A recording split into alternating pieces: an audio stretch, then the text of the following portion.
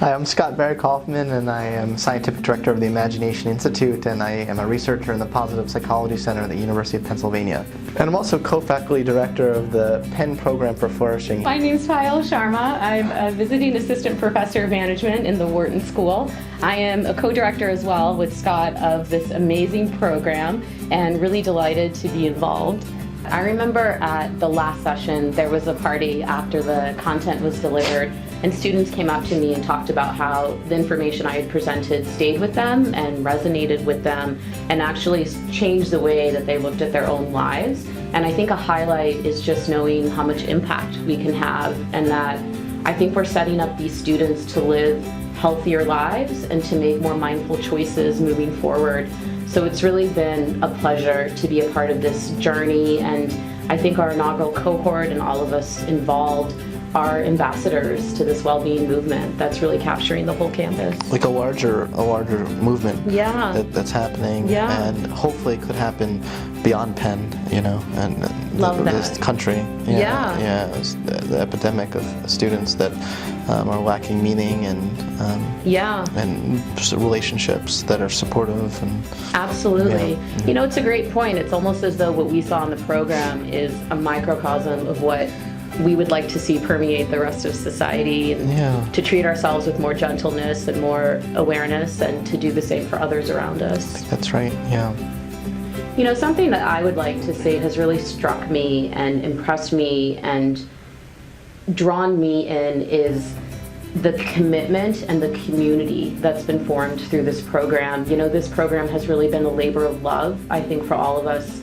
who are involved. We've been doing it sort of on our own and in our free time, if you will.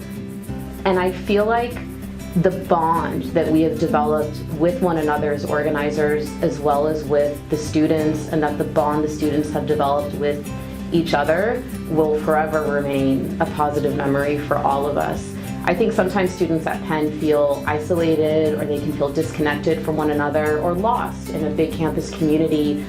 But we've actually created a very special group, I think, through this program that we hope others will choose to be a part of.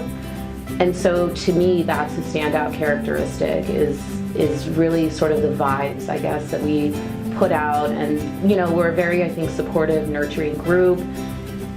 And I think that distinguishes it, because when you're a part of this, you're a part of something special and something bigger that will hopefully stay with you for the rest of your life. Wow, that was profound. I was going to say something much less profound, such as it's interesting. This class definitely stands out in the fact that there's no expectation of the students having to do anything for an external purpose. So you really have a good example here of a program where it is 100% intrinsically motivated for the students to work on themselves. How often do the students get a chance to really get permission to increase their well-being? I feel like a lot of them don't feel like they have permission to do that. No. I think the goal has been to create a space for that, and we've been successful, I think, at it. I've personally grown a lot as well. I've taken lessons learned, and I feel like this is, again, fertile ground for everyone involved to become the best versions of ourselves. I think, as Scott has said, this really does create a space for students to learn skills and to develop in a way that really no other maybe space on campus offers currently. The closest would be, I think, your positive psychology content in the class that he teaches. However, this is a dedicated environment, again, for students to sort of push the pause button, take a step back, reflect, learn theories and frameworks, interface with different community members, including alumni from the math program, faculty as ourselves, other students who are involved.